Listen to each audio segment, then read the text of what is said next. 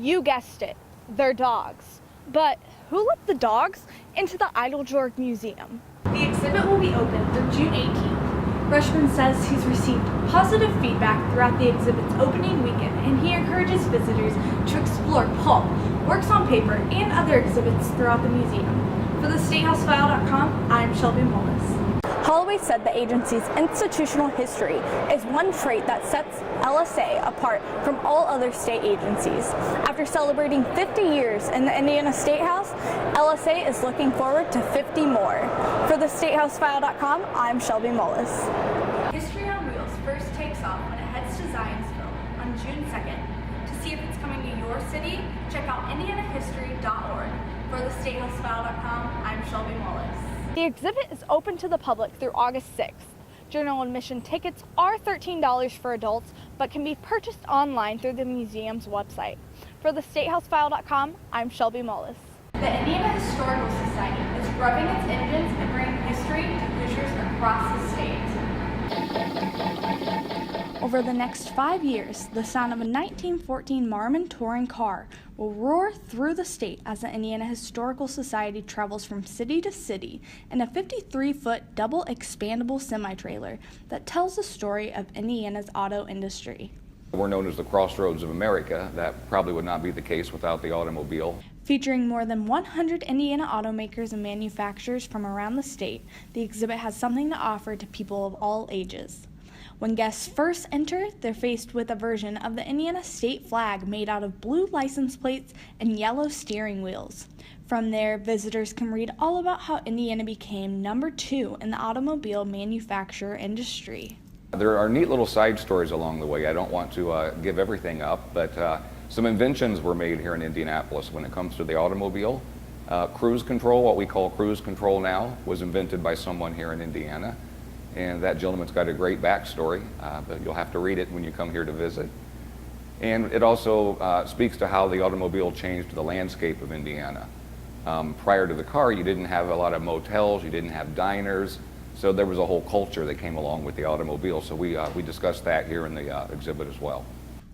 The 1,000 square foot traveling exhibit has several interactive features, including an area where kids can climb into the seat of a miniature Indy car and dream of what it would be like to cross the Indianapolis Motor Speedway's Yard of Bricks. The whole purpose of this is to get out there and visit the small communities that the people sometimes don't have the chance to come here to Indianapolis. History on Wheels first takes off when it heads to Zionsville on June 2nd. To see if it's coming to your city, check out indianahistory.org. For theStateHouseFile.com, I'm Shelby Mullis. There's Spot, there's Rover, and there's Bobby. But what do they all have in common? You guessed it, they're dogs. But who let the dogs into the Eiteljorg Museum? The Eiteljorg Museum's curator could be to blame. I love dogs. And art. Dogs, otherwise known as a man's best friend, are the feature of the Eiteljorg's latest exhibit, Dogs, Faithful and True.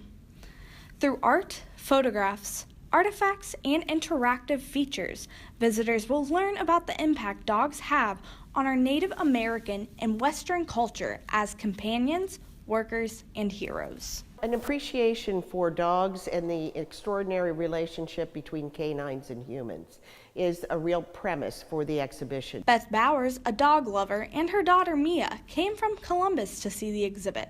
Both Bowers and her daughter are enjoying features they've previously learned about. My students in middle school had just finished reading a story about the Iditarod, so I'm enjoying seeing the section on the Iditarod and learning a little bit more about those dogs. McNutt is the owner of 5 dogs and also serves as a trainer, which is just one of several reasons behind her decision to bring the exhibit to the museum. Pets mean a lot to me. For one thing, they're my hobby, so I spend a lot of time with them. They also are a kind of break from the everyday world, especially if I'm teaching somebody how to handle their dog, then I can't think about anything else except that dog and that person. Dog lovers like McNutt have the opportunity to take a photo at the Iditarod dog race, draw portraits of their favorite furry friends, and feel the fur of several different types of dogs. The exhibit is open to the public through August 6th. General admission tickets are $13 for adults, but can be purchased online through the museum's website.